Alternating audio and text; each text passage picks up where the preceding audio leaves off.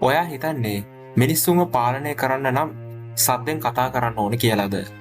එහෙම නැත්නම් බලය පාවිච්චි කරන්න ඕන කියලාද? නැහැ. ඇත්තටම පාලනය තියෙන්නේ නිහඬතාවය ඇතුලේ.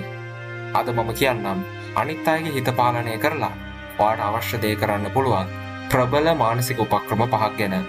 විශේෂයෙන්ම අවසාන එක. ඒක තමයි ඔයාව ඩේන්ජරස් මිනිසෙක් කරන්නේ. පළවෙනි පොයින්ට් එක. හැම වෙලාවෙම නිහඬතාවය ආයුධයක් කරගන්න. මිනිස්සු අකමැතිම දේ මොකද්ද දන්නවද? ඒ තමයි අවිනිශ්චිතභාවය. යම් කෙනෙක් ඔයාට අපහසු ප්‍රශ්නයක් ඇහුවොත්, එහෙම නැත්නම් ඔයාව පහත් කරන්න හැදුවොත්, වචනයක්වත් කියන්න එපා. තප්පර 5ක් නිශ්ශබ්දව ඉන්න. කිසිම රියැක්ෂන් එකක් දෙන්න යන්න එපා. ඔයා නිහඬව ඉන්නකොට ඒ කට්ටිය බය වෙනවා. ඔවුන් තමන්ගේ දුර්වලකම් හෙරි කරන්න පටන් ගන්නවා. මතක තියාගන්න.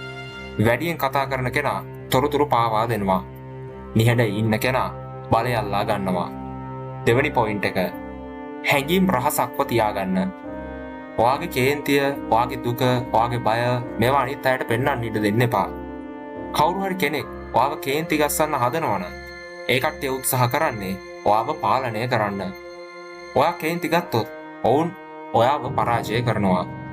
ස්ටොයික් මිනිස්සෙක් හැම වෙලාවෙම උත්සාහ කරන්නේ සාමකාමීව ඉන්න. ඔයා ප්‍රතිචාර නොදක්වන තරමට මිනිස්සු ඔයාව කියව ගන්න බැරුව අසරණ වෙනවා.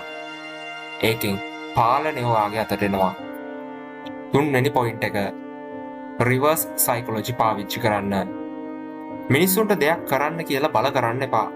ඒ වෙනුවට ඔවුන්ට තීරණය ගැනීමේ අයිතිය දෙන්න. උදාහරණයක් විදිහට ගත්තොත් ඔයාට අවශ්‍ය දේ ඔවුන් ලවා කරගන්න නම් ඔවුන්ට විකල්ප දෙකක් දෙන්න. ඒ විකල්ප දෙකෙන්ම වාසිය තියෙන්නේ ඔයාට වෙන්න ඕන. මිනිස්සු හිතන්නේ ඔවුන් නිදහස් තීරණයක් ගත්තා කියලා. හැබැයි ඇත්තටම ඔවුන් ඉන්නේ ඔයාගේ සැලසුමක් ඇතුලේ. හතරවෙනි පොයින්ට් එක. ඔවුන්ගේම කැඩපතක් වෙන්න. මිනිස්සු කැමති Taman වගේම අයට.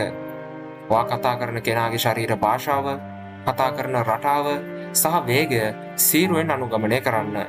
ඔවුන් අත තියෙන විදිහටම, ඔවුන් hina වෙන විදිහටම ඉතා සියුම්ව එය කරන්න. මේ මම වගේම කෙනෙක් කියලා. ඒ විශ්වාසය ගොඩනැගුණට පස්සේ ඔවුන්ව හැසිරවීම ඉතාම ලෙහෙසි. පස්වෙනි පොයින්ට් එක. ඔයාගේ වටිනාකම වැඩි කරගන්න.